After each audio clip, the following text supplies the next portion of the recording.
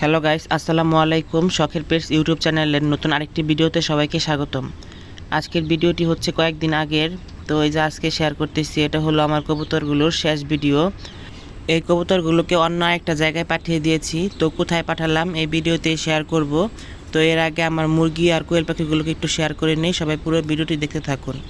তো এই যে দেখতে পাচ্ছেন, সকালবেলা আমার মুরগির বাচ্চাগুলোকে ব্রয়লার ফিডটা দিয়ে দিলাম এবং এরা খুব সুন্দর করে খেয়ে নিতেছিল। তো এখানে মোট 14টা বাচ্চা আছে, সবাই দোয়া করবেন যেন এই 14টা বাচ্চাই বেঁচে থাকে।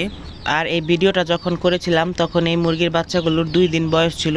তো এদের যখন 7 দিন বয়স হবে তখন এদেরকে র্যানামাইসিন ওষুধটা খাওয়াবো, আমি সবসময় এইটাই খাওয়াই।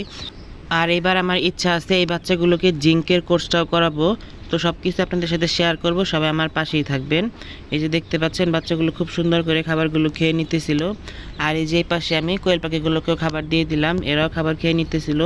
তো কোয়েল পাখিগুলো এখন সারাদিন এই যে আটকেই রাখা হয়, ভিতরে বেশি ছাড়ি না, কারণ আপনাদেরকে দেখিয়েছিলাম যে এরা নিচে একদম মাটি গর্ত করে ফেলেছে। তো সেই মাটিগুলো এখন ঠিক করতে হবে, তাই এদেরকে আটকে রাখি, ভিতরে অল্প অল্প বালি দিয়েছিলাম, তাই এরা বের হওয়ার জন্য লাফালাফি করতেছিল। এরপরে যে এখানে দেখতে পাচ্ছেন আমার নতুন মুরগি মায়াবতী, এর বাচ্চাগুলোকে সকালবেলা খাবার দিয়েছিলাম এবং সবাই এখন বের হয়ে এই যে মাটিতে গোসল করা শুরু করে দিয়েছে।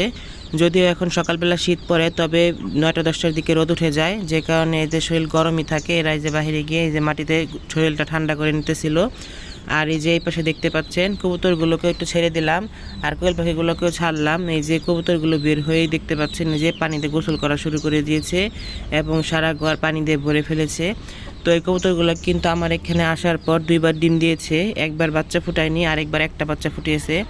আর এদেরকে আমি যত্ন করে পালন করেছিলাম, তবে এখন আর এগুলোকে রাখার ইচ্ছে নাই, এগুলো আমার বন্ধুর কাছে পাঠিয়ে দিয়েছি, সেখানে ভালো থাকবে, কারণ তার এখানে অনেক কবুতর আছে আর এগুলো ছাড়াও থাকে, আমার এখানে বেশি ছাড়তে পারি না, যে কারণে এগুলোকে আর রাখলাম না, তার কাছে দিয়েছি, আশা করি সেখানে ভালো থাকবে। এই যে দেখতে পাচ্ছেন তার পাশে গিয়েছিলাম এবং তার এখানে খাঁচায় দিয়ে এসেছি, তার এখানে আরও অনেকগুলো কবুতর আছে, আপনাদেরকে আগেও দেখিয়েছি। তো এই কবুতরগুলো আরও বাহিরে ছিল, আমি বেশিক্ষণ থাকি নাই, তাই বেশি শেয়ার করতে পারলাম না। তো পরবর্তীতে যদি আবার কখন আমার বন্ধুর বাসায় যায় তখন এই কবুতরগুলোর আপডেট আপনাদের সাথে শেয়ার করব। এরপরে যে দেখতে পাচ্ছেন দুপুরবেলা বাসায় আসার পর এই যে আমার মায়াপতিকে এই যে পায়ে দড়ি লাগিয়ে বাচ্চাগুলোকে ছেড়ে দিলাম। আর এই যে রাজকুমার আর বাচ্চাগুলো একসাথে ঘোরাঘুরি করতেছিল। এইদিকে যে আমার মিনিও এখানে দাঁড়িয়ে আছে। তো মিনির কুচে এখন মোটামুটি ভেঙেছে, তবুও সে এখনও ডিম পাড়ার জন্য প্রস্তুত নয়। তো আশা করি পেরে দিবে। তো আজকের ভিডিওটি ভালো লাগে, সবাই আমার চ্যানেলটিকে সাবস্ক্রাইব করে পাশে থাকবেন। সবাইকে ধন্যবাদ, আল্লাহ হাফিজ।